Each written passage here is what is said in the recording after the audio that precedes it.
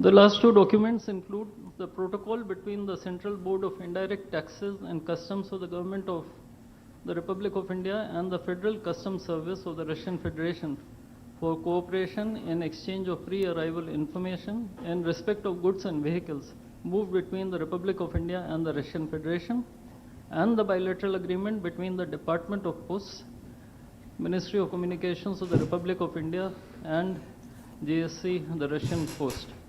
These documents will be exchanged by His Excellency Denis Alipov, Ambassador of the Russian Federation. Putin आणि मोदींमध्ये द्विपक्षीय चर्चा झालेली आहे आणि काही महत्त्वाचे करार या दोन देशांमध्ये झालेले आहेत।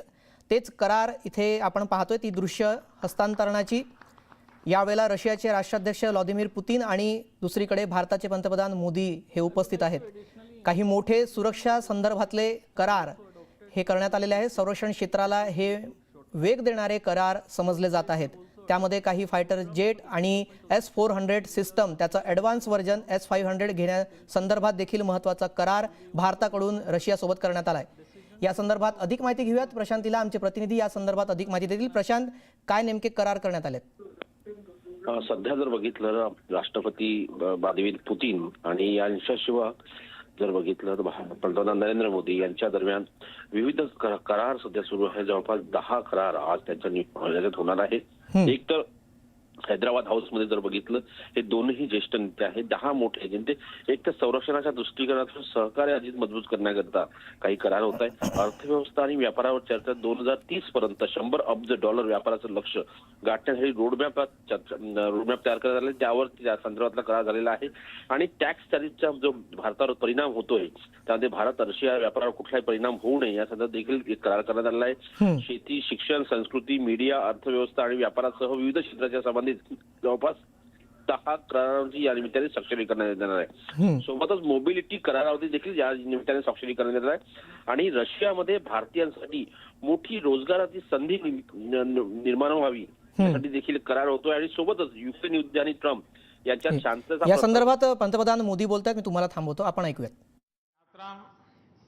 ऐसे समय हो रही है जब हमारे द्विपक्षीय संबंध कई ऐतिहासिक माइलस्टोन के दौर से गुजर रहे हैं। ठीक 25 वर्ष पहले राष्ट्रपति पुतिन ने हमारी स्ट्रेटेजिक पार्टनरशिप की नींव रखी थी। 15 वर्ष पहले 2010 में हमारी साझेदारी को special and privilege strategic partnership का दर्जा मिला। पिछले 2.5 दशक से उन्होंने अपने नेतृत्व और दूरदृष्टि से इन संबंधों को निरंतर सींचा है। हर परिस्थिति में उनके नेतृत्व ने आपसी संबंधों को नई ऊंचाई दी है। भारत के प्रति इस गहरी मित्रता और अटूट प्रतिबद्धता के लिए मैं राष्ट्रपति पुतिन का, मेरे मित्र का हृदय से आभार व्यक्त करता हूं। फ्रेंड्स, पिछले 8 दशकों में विश्व में अनेक उतार चढ़ाव आए हैं। मानवता को अनेक चुनौतियों और संकट से गुजरना पड़ा है और इन सब के बीच भी भारत बनी रही है। परस्पर सम्मान और गहरे विश्वास पर टिके ये संबंध समय की हर कसौटी पर हमेशा खरे उतरे हैं। आज हमने इस नींव को और मजबूत करने के लिए सहयोग के सभी पहलुओं पर चर्चा की। आर्थिक सहयोग को नई ऊंचाइयों पर ले जाना हमारी साझी प्राथमिकता है। इसे साकार करने के लिए आज हमने 2030 तक के लिए एक इकोनॉमिक कोऑपरेशन प्रोग्राम पर सहमति बनाई है।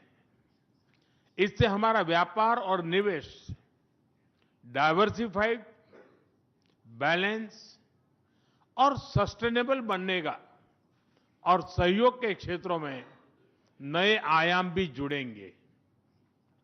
आज राष्ट्रपति पुतिन और मुझे इंडिया रशिया बिजनेस फोरम में शामिल होने का अवसर मिलेगा।